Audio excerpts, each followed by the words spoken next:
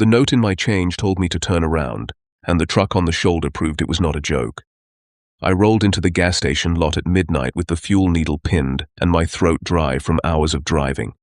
The canopy light over the pumps pulsed like it was struggling to stay awake. Beyond the lot, the highway ran flat and black.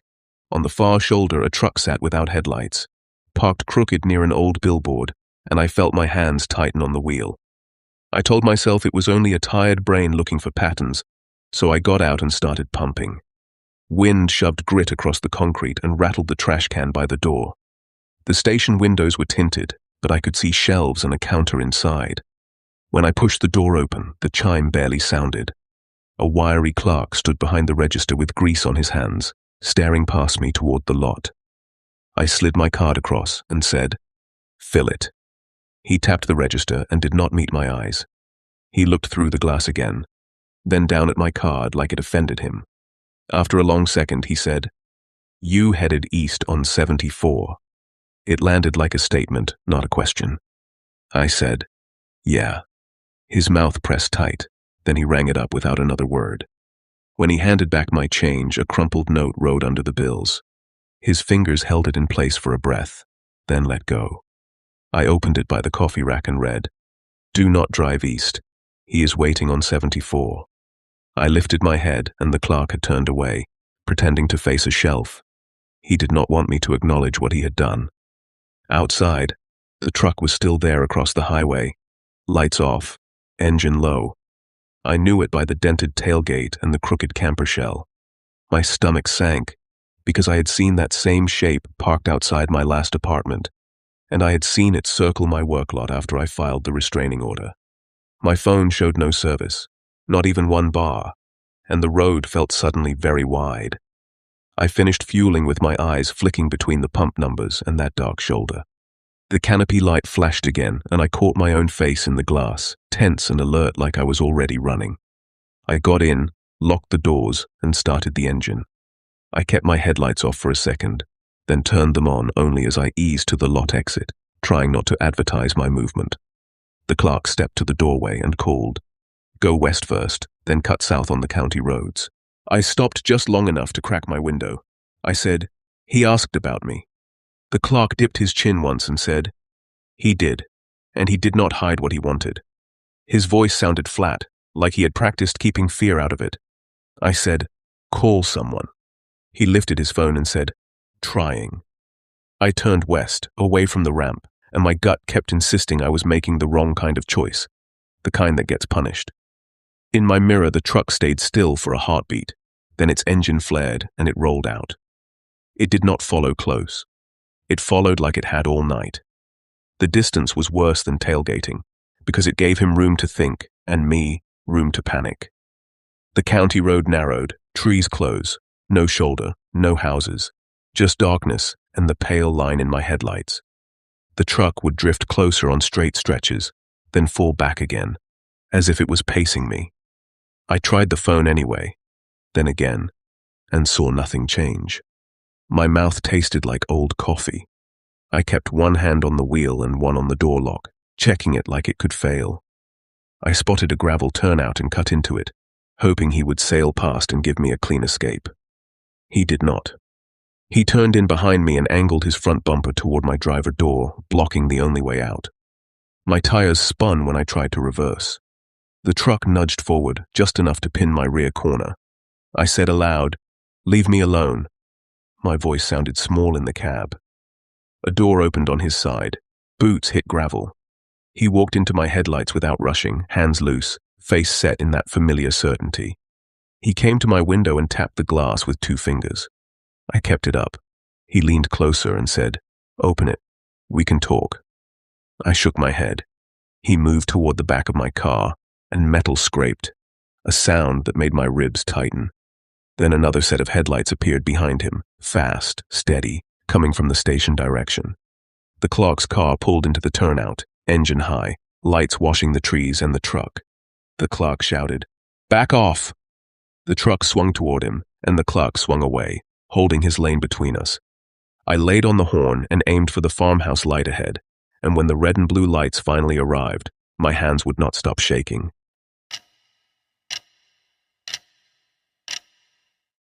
I left my toddler buckled in the car for less than a minute and came back to a scream I still hear at stoplights. The pump clicked off twice like it was finished.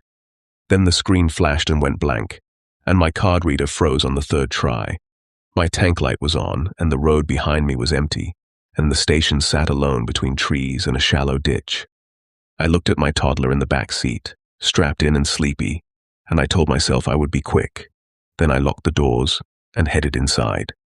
The attendant was a bored teen leaning on the counter, phone in one hand, the other hand smudged with blue ink, like he had been counting scratch-offs. The store smelled like burnt coffee and disinfectant, and the floor mat stuck to my shoes. I set my card down and said, "Pump 3 is frozen. I need to prepay." He glanced up for a second and said, "How much?" Then looked right back at his screen. I said, 20. He typed without looking. Then the register beeped and he said, 40. I stared at the display like it was a mistake the world should correct on its own. I said 20. He shrugged and said, "Pump is acting up. It holds. It clears later." I said, "No, I am paying 20. He sighed and said, "Cash then." I pulled bills from my wallet and set them down.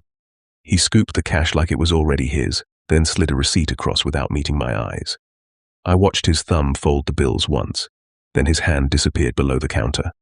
I said, "That is not right." He said, "Take it up with the owner." His tone had that practiced flatness, like he had already decided I would not make trouble. I grabbed the receipt and turned for the door, telling myself my toddler was safe behind locks and glass.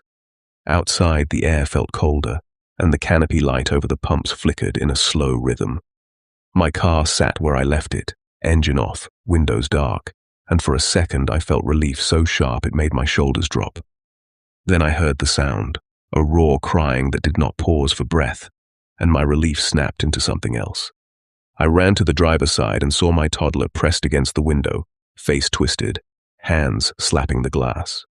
I yanked the handle and the door stayed locked, and my fingers fumbled for the key like it had turned slick in my hand.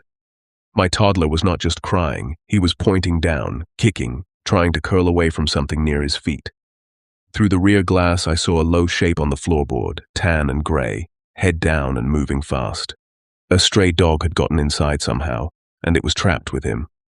I got the door open and the smell hit me first. A sharp animal smell mixed with heat from the closed car. The dog snapped toward me and scrambled over the seat, claws scraping, then dove back down into the rear.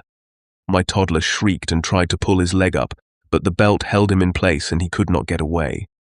I reached in and tried to grab the dog by its collar, but there was no collar, only matted fur and a hard neck that slipped under my hand.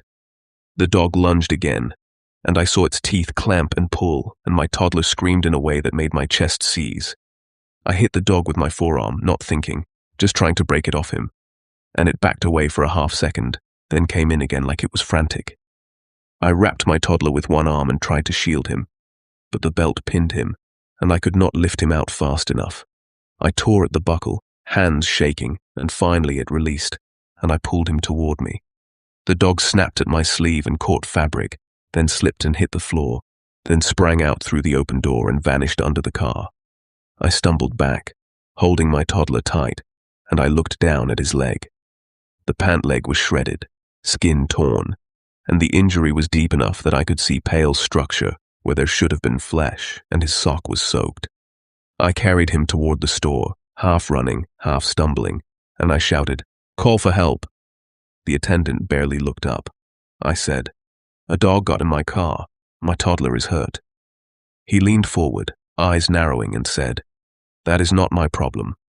My voice cracked, and I said, "You charged me double and you stood here while this happened." He lifted both hands like he was bored with the conversation and said, "You left your kid alone." A pickup rolled in from the highway, slow, and an older man got out and looked from my arms to the torn pant leg. He said, "Get in my truck, we are going now." I did not argue. I followed him, and he drove hard toward the nearest clinic sign I remembered seeing miles back. My toddler gasped and whimpered against my chest, and I kept pressing a shirt against the injury, trying to hold him together with my hands, trying to keep my voice calm as I told him, "Stay with me. Keep looking at me." Later, After the lights and the paperwork and the shaking stopped, I went back in my head to the cracked vent window I had never fixed. The one I told myself was fine because the door's locked. I thought about the attendant pocketing my cash and how he never looked at the lot, not once, not even when my toddler started screaming. And I thought about the dog, how it slipped in like it had done it before, how it ran straight to the back seat like it knew where the smallest body would be.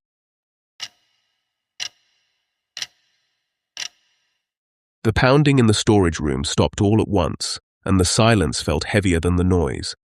I had been on shift since late afternoon, and by midnight the station felt like it was shrinking around me. The fluorescent lights buzzed overhead and made everything look pale and tired. I locked the front doors at 12 sharp and flipped the sign to closed. Outside, the highway ran quiet, only the occasional pair of headlights sliding past without slowing. The back door had been sticking all week, so I gave it an extra shove before turning the deadbolt. The metal frame rattled, then settled. I told myself it would hold. I went behind the counter and started counting the till, stacking bills in uneven piles, while the soda cooler hummed beside me. That was when I heard the first thump from the storage room, low and dull, like something shifting against a crate. I froze with a roll of coins in my hand and listened. The station had raccoons sometimes, and they would nose through the trash bins and knock things over if the lid was loose. I had chased them off before with nothing more than a broom and loud clapping, so I told myself that was all it was. I went back to counting, though my ears stayed tuned to the back hallway. Another thump came, harder this time, followed by a scrape that dragged across the concrete floor. I set the coins down and leaned over the counter, staring at the dark line of the hallway that led to the storage room. The light back there flickered when it was on, and I had left it off to save power. I called out, "We are closed." My voice carried thinly down the hall and died there. No answer came, but the scraping continued, slow and uneven, like something heavy being pulled. I felt irritation first, not fear. Earlier that night I had chased off a drifter who tried to pocket a pack of smokes. He had argued, said he would pay next time, then knocked over a display on his way out. I had followed him to the door and told him not to come back. Now I wondered if he had slipped around back. I grabbed the broom from the corner and stepped into the hallway. The air felt cooler there, and the smell of oil and cardboard was stronger. The storage room door was shut, but a thin line of light edged the bottom. I knew I had left that light off. I stood there for a second, listening to a wet dragging sound. Then I pushed the door open with the broom handle. The light inside flickered above stacked boxes and a metal shelving unit. At first I saw nothing except the mess from earlier. A crate tipped over, paper towels scattered. Then my eyes followed a dark trail across the floor, thick and glossy, leading from the back wall toward the freezer.